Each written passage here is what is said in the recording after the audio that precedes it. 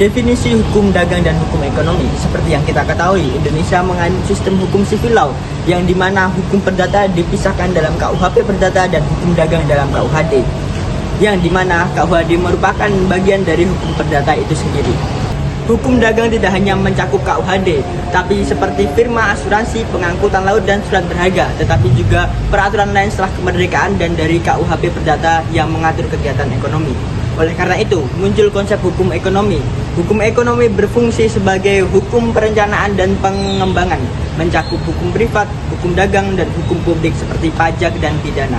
Lalu sumber-sumber hukum dagang Indonesia. Yang pertama, pengaturan hukum di dalam kodifikasi dan di luar kodifikasi. Sumber hukum di dalam kodifikasi ada Kitab Undang-Undang Hukum Dagang (KUHD) sebagai kode utama untuk mengatur berbagai aspek kegiatan perdagangan seperti pada zaman Belanda dan masih berlaku di Indonesia. Kemudian ada Kitab Undang-Undang Hukum Perdata (KUH Perdata) yang masih mengatur hukum perdata umum, termasuk aspek yang berkaitan tentang hukum dagang dan mengatur perjanjian dan tanggung jawab.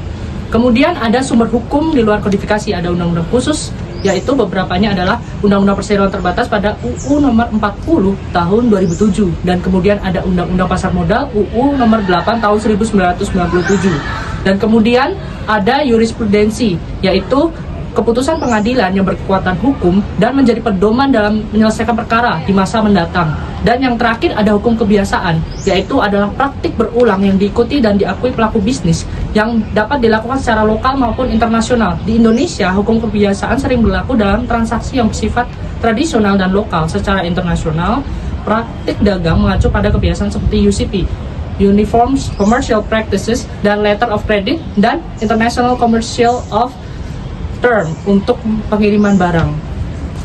Yang C ada hubungan antara KUH Perdata dan KUH Dagang. Hubungan antara KUH Perdata dan KUH Dagang, kedua hukum tersebut merupakan genus atau umum dan spesies atau khusus. Dalam hubungan demikian berlaku asas lex specialis derogat legi general atau hukum yang khusus mengalahkan hukum yang umum. Ketentuan yang demikian itu dapat ditemukan dalam pasal 1 KUH Dagang. Dengan kata lain bahwa kalau perdata dilakukan secara umum dalam arti mengatur hubungan antar orang atau pihak dalam lalu lintas keperdataan secara private.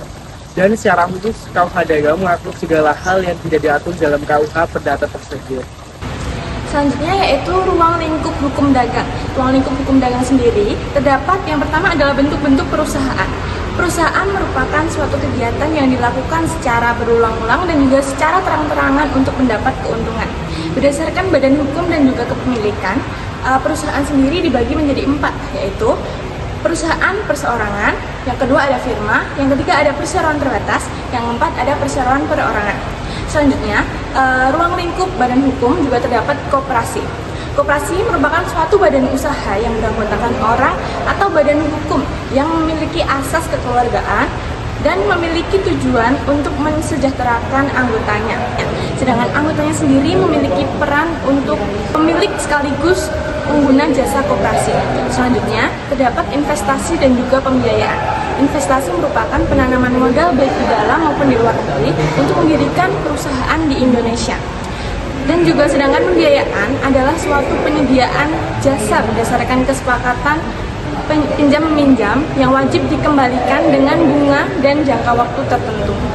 Selanjutnya ada asuransi, yaitu suatu mekanisme yang memberikan perlindungan hukum kepada yang tertanggung apabila terjadi resiko yang akan terjadi di masa yang akan mendatang. Hal itu diatur dalam Undang-Undang Nomor 40 Tahun 2014 tentang perasuransian. Selanjutnya lagi ada perlindungan konsumen, merupakan suatu upaya kepastian hukum untuk memberikan perlindungan terhadap konsumen.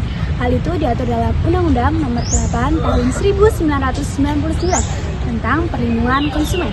Yang terakhir ada e-commerce, merupakan transaksi jual beli di mana pihaknya tidak bertemu secara langsung melalui media elektronik. Hal itu dapat dilakukan melalui berbagai platform e-commerce lainnya. Untuk undang-undangnya diatur dalam Undang-Undang Nomor 9 Tahun 2016 perubahan atas Undang-Undang Nomor 11 Tahun 2008 tentang UU ITE.